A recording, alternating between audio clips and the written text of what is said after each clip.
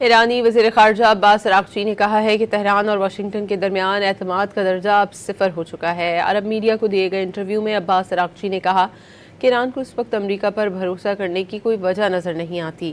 Washington کی نیت میں ذرہ برابر بھی دیانتداری نظر نہیں آتی۔ ماضی کے تجربات نے ثابت کیا کہ مذاکرات کا عمل کسی مثبت نتیجے پر نہیں پہنچتا۔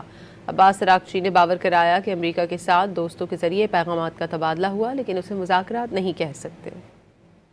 ایرانی وزیر خارجہ عباس اراغچی نے کہا ہے کہ تہران اور واشنگٹن کے درمیان اعتماد کا درجہ اب صفر ہو چکا ہے۔ عرب میڈیا کو دیے گئے انٹرویو میں عباس اراغچی نے کہا کہ ایران کو اس وقت امریکہ پر بھروسہ کرنے کی کوئی وجہ نظر نہیں آتی۔